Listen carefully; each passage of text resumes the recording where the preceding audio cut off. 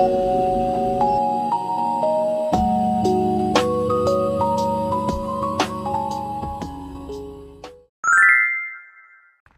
که نور و همه چیز رو فاکتور بگیرین و فقط حواستون به حرفای من باشه خیلی قشنگ و زیبا میشه. خب این ویدیو بعدی منه. من الان مثلا 2 روز 3 روز از سفر برگشتم و باید بهتون بگم که من توضیح نمیدم توی ویدیو که مثلا چه اتفاق میدی، انقدر اتفاق افتاد اونجا و اصلا نمیتونی تصور کنی چقدر عجیب اتفاقات عجیب افتاد. بعد اصلا کار به عجیبشون ندارم، من از وقتی اومدم دلم درد میکنه، انقدر بد دلم درد میکنه. و از وقتی اومدم اصلا غذا همشون از بیرون فست فود سخاری میخورم و اصلا یه غذای درست حسابی نمیخورم و در حدی که مثلا احساس میکنم داره دلم بدتر میکنم، اما انقدر دیگه مثلا به من فشار اومده که مثلا مهمم نیست، فقط دلم میخواد بخورم و خیلی افتضاحه. بعد اصلا انقدر حرفو دارم بزنم اما نمیخوام بزنم، چون میدونی نمیخوام راجبش صحبت کنم. اگر که صورت من رو ببینین متوجه میشین که مثلا یه چیزی که خیلی توی شمال بهم تاثیر گذاشت آب و هواش بود. کل بدنم و صورتم جوش زده، میدونی؟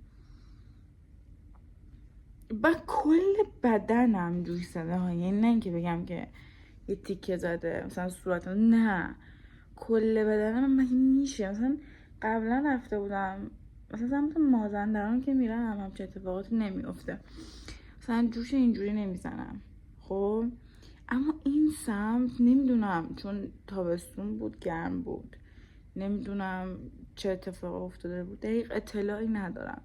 فقط میدونم که من اصلا نمیتونی تصور بکنی که چقدر داغون، بعد اصلا دندون قرمز میشدم و فکر کن تو گرمای شمال از ساعت 12 تا 6 غروب به تیکش برقا رفت. دیگه همین مونده بود که توی شمال تو رطوبتی که هست برقا هم بره.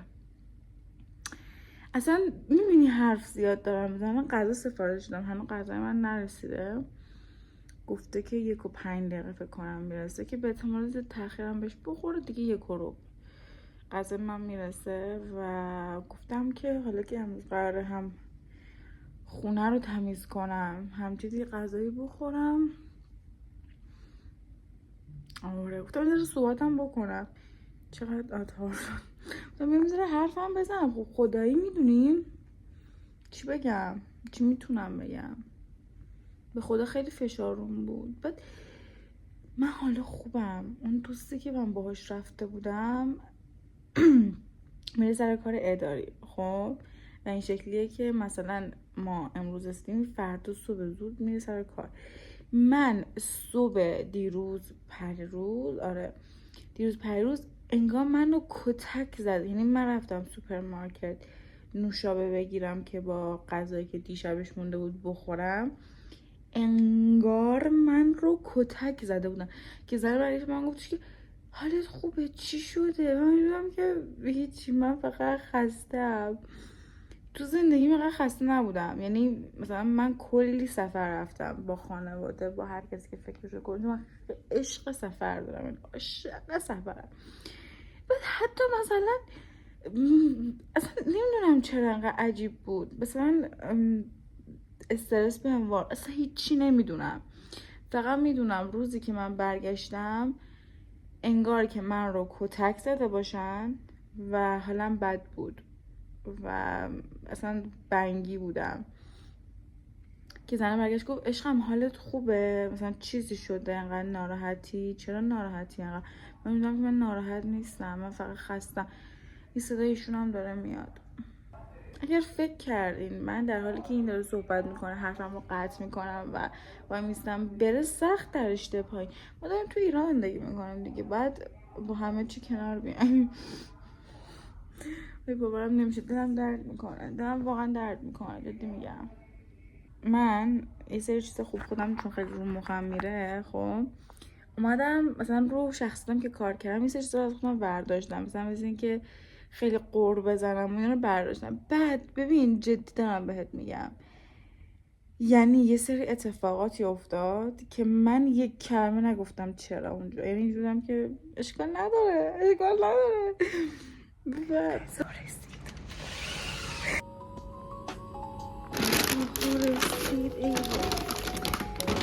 نکن زیاده ها، زیاد نیست، فقط چی میگم این جدا جدا گذاشته. پیتزا گرفتم در نوشابه است که اصلا چیز پیتزا رو ببینیم خیلی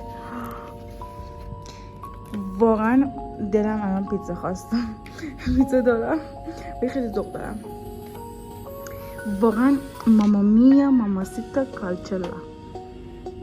اونجایی که میخوایم غذا بخوریم من خیلی دوست دارم، میخوام فیلم بذارم، کارتون طلسم شدگانه، میخوام اون رو ببینم، به همراه اون قرار غذا بخوریم.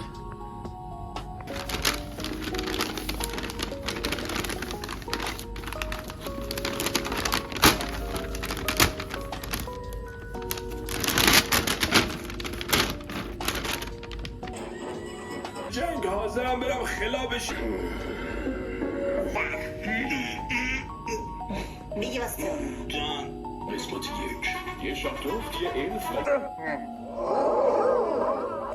جون به این جوون هیچ و خوابسوساتو واسه من باز نمیکنه.